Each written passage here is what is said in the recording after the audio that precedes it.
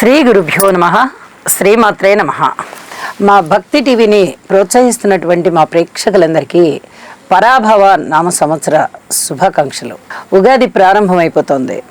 ప్రతి వాళ్ళ జీవితంలోనూ మళ్ళీ నిత్య నూతనం అనేది ప్రారంభమవుతుంది.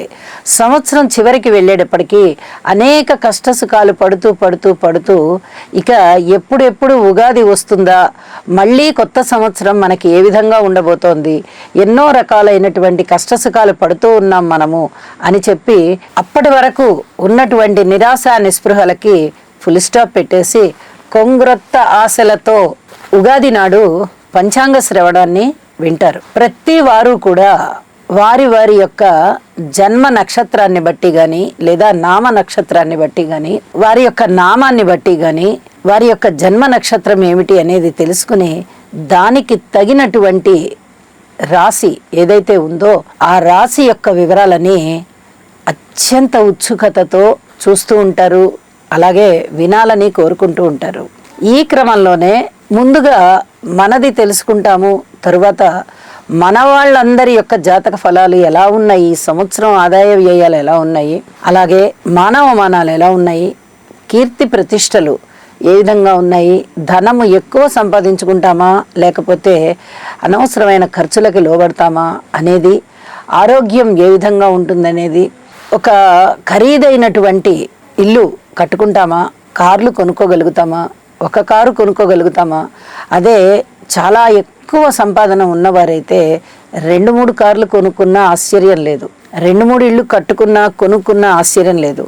కానీ సామాన్య మానవుడు మటుకు ఒక ఇల్లు కొనుక్కోవడానికి, అలాగే ఒక కారు కొనుక్కోవడానికి, ఇలాగా ఏదైనా ఒక పెద్ద వస్తువులు స్థిర చరాస్తులు ఒక్కొక్కటి కొనుక్కోవడానికి చాలా తాపత్రయపడుతూ ఉంటారు. ఇవన్నీ కూడా అవుతాయా అనేది చాలా ఉత్సుకతతో వింటూ ఉంటారు. ఇదే క్రమంలో ఈ బంధువులవి, వారి యొక్క కుటుంబ సభ్యులవి, వారివి ఇవన్నీ తెలుసుకున్న తర్వాత ఇక సమాజం మీదకి వెళ్తుంది దృష్టి. సమాజంలో అత్యధికంగా ప్రభావితం చేసే మనుషులు ఎవరైతే ఉంటారో వారి మీదకి వెళ్తుంది. వారు గాయకులు కావచ్చు, నటన చేసేటటువంటి కళాకారులు కావచ్చు, విద్వాంసులు కావచ్చు, రాజకీయ నాయకులు కావచ్చు, ఎవరైనా కావచ్చు. వాళ్ళని మనము పాపులర్ ఫిగర్స్ అంటూ ఉంటాము, సెలబ్రిటీస్ అంటూ ఉంటాము. అంటే 10 మందికి తెలిసిన వారు వీరు కాబట్టి సెలబ్రిటీస్ అని సంబోధిస్తూ ఉంటాం. ఇక వారి మీదకి వెళ్తుంది. వాళ్ళు ఎలా ఉన్నారు, ఇప్పుడు ఉన్న సమాజంలో మనము తెలుసుకున్న తరువాత సినిమా యాక్టర్స్ మీదకి చాలా వరకు ఆలోచన వెళ్ళిపోతుంది. ఇప్పుడిప్పుడే చక్కటి సినిమాలతో తన ఫ్యాన్స్ని అలరారిస్తున్నటువంటి శర్వానంద్ అనేటటువంటి ఒక నటుని యొక్క భవితవ్యం ఈ పరాభవ నామ సంవత్సరంలో ఏ విధంగా ఉండబోతోంది అని మనము తెలుసుకోగోరితే, శర్వానంద్ గారి జాతకంలో అశ్విని నక్షత్రం అవుతూ మేషరాశి అవుతోంది. అయితే రాహుబలం చాలా చాలా అద్భుతంగా ఉందండి. వెనక్కి తిరిగి చూడక్కర్లా, ఎన్ని విజయ పరంపరలు వీరికి వస్తాయో. చక్కటి లాభాల బాటలో కూడా ఉంటారు, కీర్తి ప్రతిష్టలు కూడా ఉంటాయి. అయితే ఏలినాటి శని జరుగుతోంది, గురుబలం చాలా తక్కువగా ఉంది. దానివల్ల శారీరక శ్రమ ఎక్కువగా ఉంటుంది, లాభాల బాటలో ఉంటారు.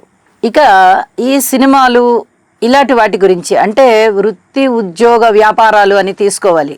నటులు కదా, వారి వృత్తే నటన, వారి ఉద్యోగమే సినిమా తీయడం ఇలాంటివి. కాబట్టి ఈ వృత్తి ఉద్యోగ వ్యాపారాలలో విపరీతమైనటువంటి శారీరక శ్రమ ఉంటుంది, అలసట ఉంటుంది, నిందావాక్యాలు కనిపిస్తూ ఉంటాయి. ఎవరైనా కోఆపరేట్ చెయ్యని విధంగా ఉంటుంది, అసౌకర్యంగా ఉంటుంది. ఎన్ని వ్యయ ప్రయాసలకి ఓర్చాలో అన్ని వ్యయ ప్రయాసలకి ఓర్చాల్సిందే. అయితే లాభాల బాటలో ఉంటారు. అంటే ఎంత కష్టపడని దానివల్ల కీర్తి ప్రతిష్టలైనా రావాలి, ధనమైనా రావాలి. అలాంటి పరిస్థితి శర్వానంద్ గారి జాతకం విషయంలో కనిపిస్తూ ఉంది.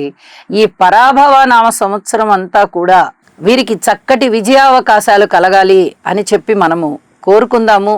వారిని మరింతగా ప్రోత్సహించే విధంగా దర్శక నిర్మాతలు కూడా చక్కటి క్యారెక్టర్స్ ఇచ్చి ప్రజలకి వారిని మరింత చేరువ చేస్తారు అని చెప్పి ఆశిద్దాము. శర్వానంద్ గారికి పరాభవనామ సంవత్సరం చక్కటి విజయాలు తెచ్చి ఇవ్వాలి అని కోరుకుంటూ శుభం.